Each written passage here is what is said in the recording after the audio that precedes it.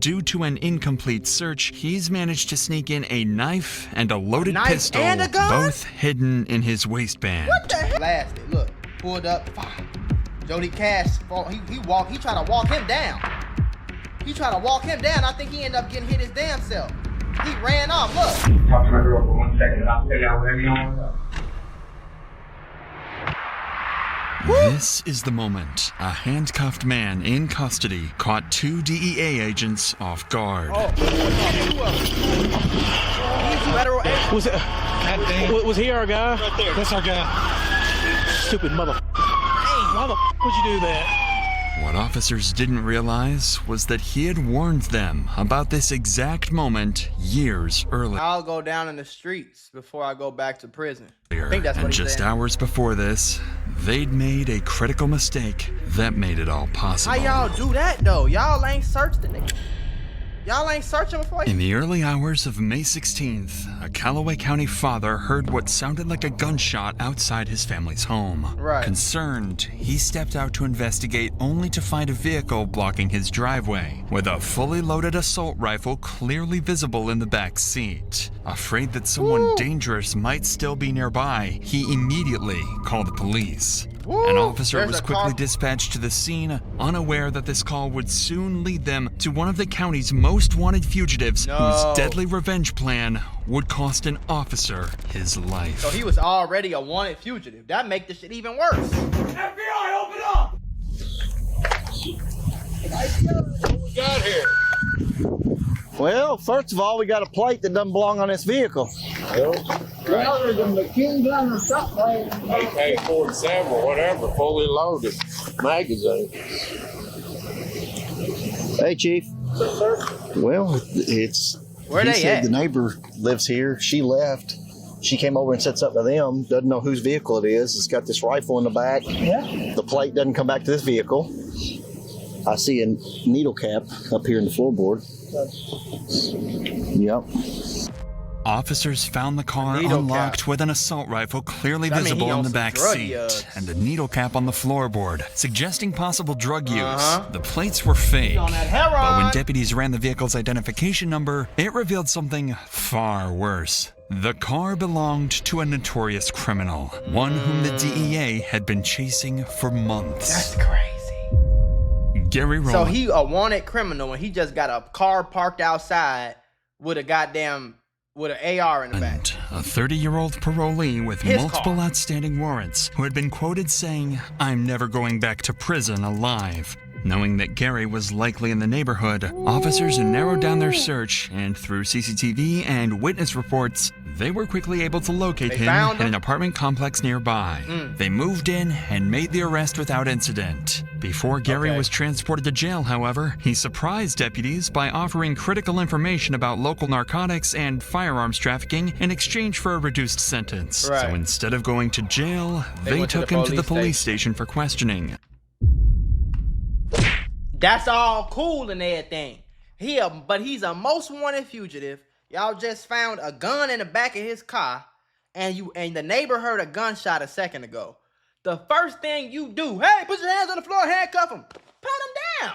I want to put y'all on to some of the easiest money you'll ever make in your life. Freecash.com is a website that allows you to literally get paid hundreds of dollars just for playing video games on your phone. All you need is an email and a password. Follow the directions on each of the campaigns and you can earn at least $100. My personal favorite game to play was Sunrise Island, and when I clicked on it, they had a $370 bonus. I got $370 just for playing a video game on my phone. On average, it only takes about 17 minutes for most people to start earning money on freecash.com. So if you need some free, easy, extra money, go to freecash.com, click the QR code right here, or go in the description below and start getting that bag. You did? What the hell? Unaware that this decision would lead to the murder of one of their colleagues just hours later. This is Gary, and he's just been brought into the interrogation room. What the officers don't realize at this moment is that due to an incomplete search, he's managed to sneak in a knife and a loaded pistol, and a gun? both hidden in his waistband. What the hell? Bro, come on, gang. You didn't even have to search him. You could have just patted him down and felt that. That's crazy. He got a knife and a gun. Gary, please don't hold me. I'm about to protect the dash. You ready to write this? This is Jody Cash and his colleague, Donald Bowman, both members of a DEA task force. Worth knowing is that Detective Jody actually has history with Gary. Right. Back in 2017, Jody managed to arrest him on drug and firearms charges, offenses that sent him to prison for years. Right. What neither Cash nor Bowman knows is that Gary is armed, and one of them won't make it out alive. It's about to get spooky as hell, bro. And I don't even think, because I'm pretty sure when the police, I'm almost positive when the police do these interrogations, they don't have no gun on them either. So you got a nigga who you ain't pat down. You don't know that he snuck a gun and a knife in on you, but also you in the interrogation room with him, locked in this small ass room, and you don't even got no gun on you. That's spooky. Talk to my girl for 1 second, and I'll tell y'all whatever you want. I don't know about your girl, but I can definitely help you with some drink. I don't smoke, but I can smoke around with a cigarette. Naturally, officers wanted to hear everything Gary had to say, so they let him take a smoke break. Right. But this would turn out to be a mistake. That was a bad idea. So Gary he is lured then him outside. So that was his plan.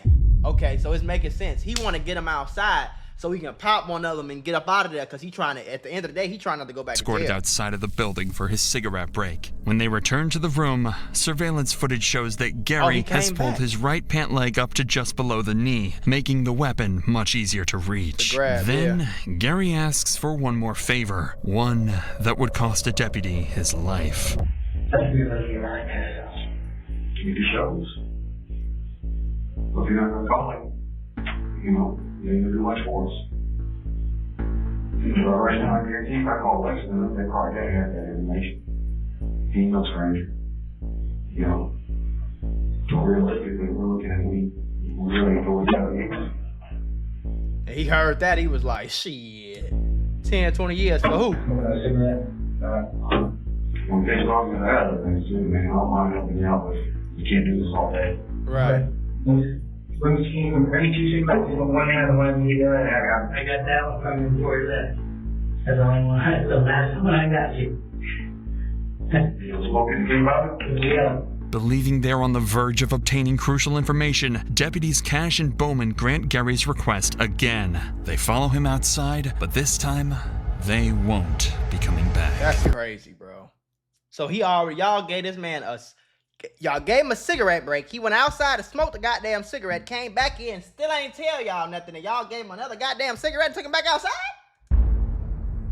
He don't even got his hands behind his back. Gary is standing in front of the building, with Deputy Bowman to the left and Deputy Jody Cash to the right. A colleague can be seen arriving for his shift, walking into the building, completely unaware of the tragedy that was just seconds away. And as soon as he makes it inside, he walked inside and dude blasted. Look, pulled up, fire.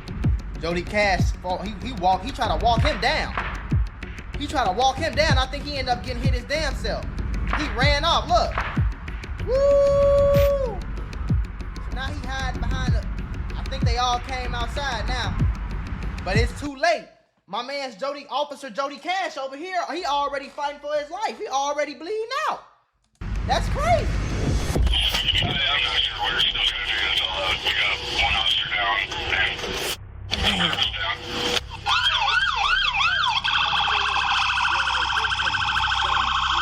Nick, someone didn't search him. Right. It was in his waistband. I hope it can hurt. Hell yeah. No, go over there to Jody. And that's the crazy part. Stay alive. Go to Jody. Go to Jody first. Go to Jody first. Why do I have to tell y'all that? I don't care about this nigga life. Go to the officer first, bro. At the end of what we trying to save his life for? You need to go be with Bowman because Jody's not doing good, man. Somebody needs to be with Bowman, yeah. Why are y'all picking up the fucking suspect first? He's done for us. Yeah.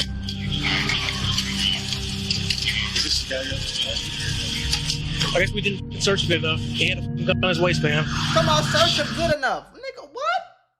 Come on, bro. Come on, bro. Stupid motherfucker. 44-year-old Jody Cash was transported to the hospital in critical condition, but tragically, he succumbed to his wounds shortly after and was pronounced dead. He had served in law enforcement for 22 years and has spent the last 2 on a special DEA task force. In the following weeks, an investigation was launched to determine how a convicted felon managed to smuggle a gun into the sheriff's office and kill a police officer. Based on the evidence gathered, investigators concluded that that day, no one searched Gary thoroughly enough. In response, Deputy Jody Cash's wife, Karen Cash, and Deputy Donald Bowman filed a lawsuit against law enforcement. The suit sought wrongful death damages for Cash's estate and emotional trauma compensation for Bowman, who developed PTSD and could no longer work in law enforcement. A settlement was reached in September 2023. As for Gary Rowland, he was shot 12 times and eventually died at the scene of the shootout. When his gun was recovered, investigators found a jammed casing, meaning that Gary's weapon malfunctioned. So that's the only reason the other officer, because I kind of thought that, but I just ain't say it out loud. But because when the dude who had the gun, the dude that was getting arrested, he pulled his gun out and he unalived the first officer, and it seemed like he was trying to walk the other officer down. I don't know who popped them. I don't know if somebody came from inside with their gun because they heard the shots and they came right back outside and did whatever they did to the suspect. But he tried to walk that other officer down, and if he would have we probably would have kind of got away a little bit. You know what I'm saying? But his gun jammed. So after he unalived the first person, the gun jam malfunctioned, and he ain't get that's the only reason the other officer even alive, bro. Lucky break that prevented any more officers from losing their lives. That shit was just crazy. That was crazy, bro. That was rest in peace to that was nuts, bro.